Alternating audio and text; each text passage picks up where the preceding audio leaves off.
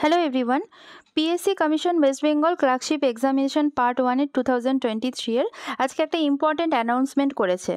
যে অ্যানাউন্সমেন্টের থ্রুতে আমরা জানতে পারছি যে সবার মনে যে একটা দ্বিধা ছিল যে তোমরা কোয়েশ্চেন পেপার বাড়ি নিয়ে আসতে পারবে না, সেই রকম একটা দ্বিধার আজকে অবসান ঘটেছে। দেখো তোমরা 6/11/2024 এই নোটিফিকেশনটা দিয়েছে।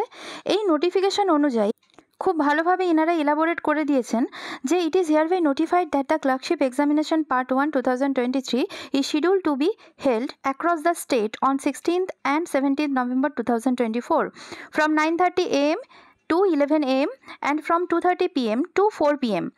এখানে যে দুটো সেশনে এক্সাম চলবে, এই দুটো সেশনে এক্সাম হওয়ার পরে তোমরা কিন্তু কোয়েশ্চেন বুক সেট বাড়ি নিয়ে যেতে পারবে না, কিন্তু তার পরিবর্তে ইনারা জানিয়ে দিয়েছেন যে ওই বুকলেটটা তোমাদের কিন্তু 17th of November যখন তোমাদের সেকেন্ড সেশনের পরীক্ষা শেষ হয়ে যাবে তারপরে তোমরা কিন্তু পাবলিক সার্ভিস কমিশনের ওয়েবসাইটে পেয়ে যাবে। সেটা কিভাবে ডিটেলসে বলা আছে আমরা একটু পড়ে নেব। In its commitment in accomplishing constitutional duty of upholding a just fair secured and transparent environment in conducting The Clerkship Examination Part 1 2023 the Commission has undertaken the following steps। কিছু ফলোয়িং স্টেপস নিয়েছেন। এবারে এই স্টেপসগুলো কি দেখো। First step কি বলা আছে, district administration the police administration have been instructed for frisking of candidates with metal detector. Metal detector দিয়ে যে কোনো মোবাইল ফোন বা যে কোনো স্মার্ট ওয়াচেস যেগুলো আমাদের এক্সামের তে আনফেয়ার কন্ডিশন তৈরি করতো সেইগুলোর ওপর প্রপারলি কিন্তু তারা নজর রাখবে।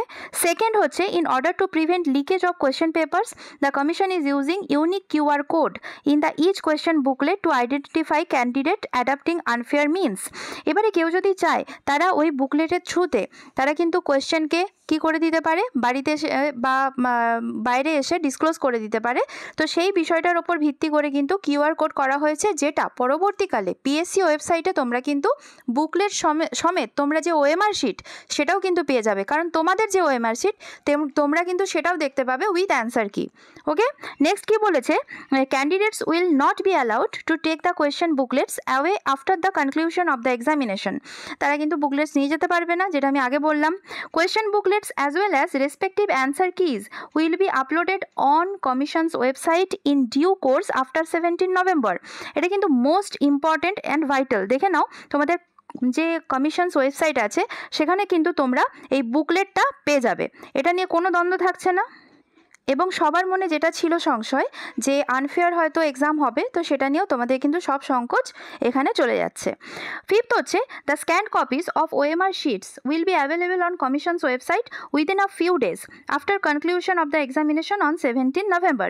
17 নভেম্বরের পরে যে কোনো একটা দিন তারা একটা দিন বেছে ওরা কিন্তু OMR শিট অ্যান্সার শিট সমেত তোমাদের কিন্তু ওয়েবসাইটে দিয়ে দেবে।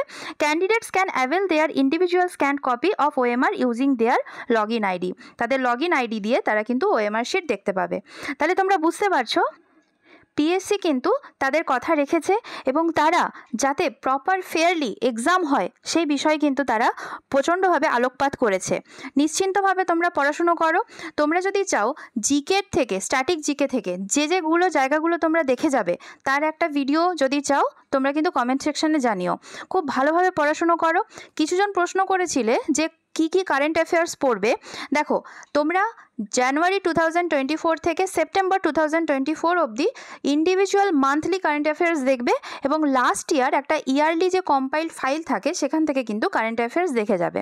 ঠিক আছে, আশা করি তোমাদের এই জায়গা থেকে পড়ে গেলে কারেন্ট অ্যাফেয়ার্স নিয়ে কোনো প্রবলেম থাকবে না। বেশি চেষ্টা করবে প্রিভিয়াস ইয়ার কোয়েশ্চেনগুলোকে যাতে একদম অ্যাজ এ বুক তোমরা যেন ফলো করতে পারো। আর অ্যারিথমেটিক পোর্শনটা খুব ভালোভাবে দেখবে যেগুলো ম্যাথসের থেকে আসে।